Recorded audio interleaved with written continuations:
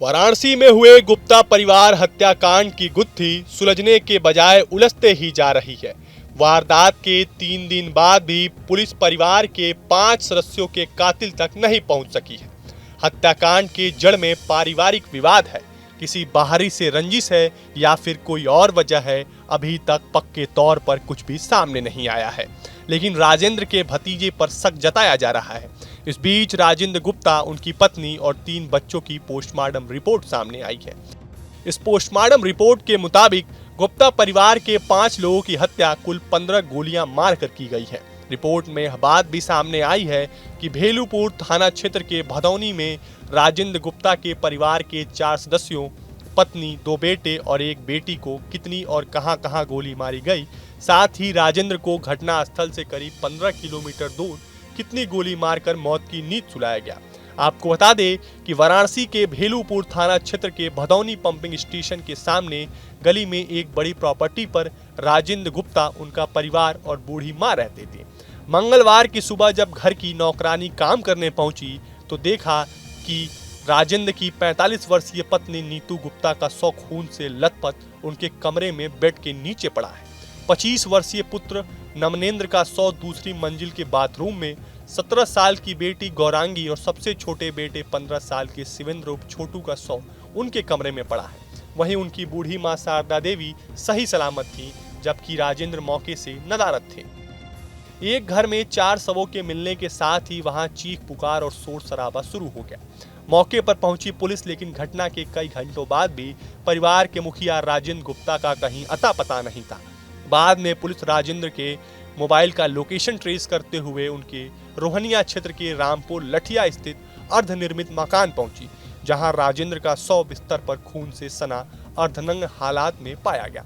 पहले तो पुलिस को लगा कि राजेंद्र ने ही अपने परिवार का खात्मा करके खुद को गोली मार ली है, मगर राजेंद्र के शरीर पर कई जगह गोलियों के निशान थे। ऐसे में आत्महत्या वाली थ्योरी को साइड कर नए सिरे से जांच शुरू की गई। अब गुप्ता परिवार के 5 सदस्यों की जो पोस्टमार्टम रिपोर्ट सामने आई है, उसमें कई चौंकाने वाले खुलासे हुए हैं।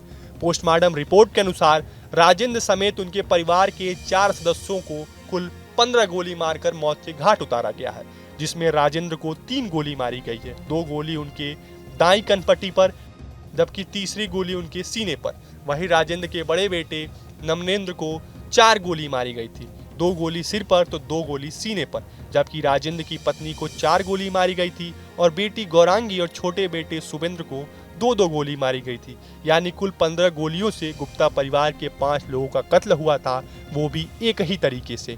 ऐसे में यह स्पष्ट हो जाता है कि पहले जिस घटना को हत्या और आत्महत्या से जोड़कर देखा जा रहा था, अब वो पूरी तरीके से एक ही परिवार के 5 लोगों के कत्ल का मामला है। शुरुआती तौर पर पुलिस 5 हत्याओं के मामले को पुरानी रंजिश और संपत्ति विवाद से जोड़कर देख रही थी और राजेंद्र के भतीजे प्रशांत उर्फ जुगनू को हिरासत में लेकर पूछताछ भी कर रही है। हालांकि राजेंद्र का बड़ा भतीजा विक्की अभी फरार चल रहा है, क्योंकि आरोप है कि कई साल पहले प्रशांत और विक्की के मां बाप यानी राजेंद्र के भाई और भाभी की हत्या हो गई थी। इस हत्या के मामले में राजेंद्र के पिता लक्ष्मी नारायण ने अपने बेटे के खिलाफ थाने जाकर शिकायत की थी, जिसके बाद पिता और उनकी सुरक्षा में लगे एक सुरक्षाकर्मी की भी हत्या हो गई थी। इस मामले में राजेंद्र जेल गया था, लेकिन बाद में रिहा हो गया था और करोड़ों की संपत्ति पर अकेले ही कब्जा कर लिया था। अब चूंकि राजेंद्र के भाई कृष्णा के बच्चे विक्की और प्रशांत उर्फ जुगनू बड़े हो गए हैं, तो आशंका जताई जा रही है कि उन्होंने ही राजेंद्र और उसके परिवार का खात्मा किया है। फिलहाल पुलिस इस पूरे मामले की जांच पड़ताल कर रही है। आपको हमारा वीडियो कैसा लगा, हमें कमेंट बॉक्स में जरूर बताएं। देश और दुनिया की तमाम और यूपी उत्तराखंड की हर छोटी बड़ी खबर के लिए न्यूज स्ट्रीट चैनल को सब्सक्राइब करना ना भूलें।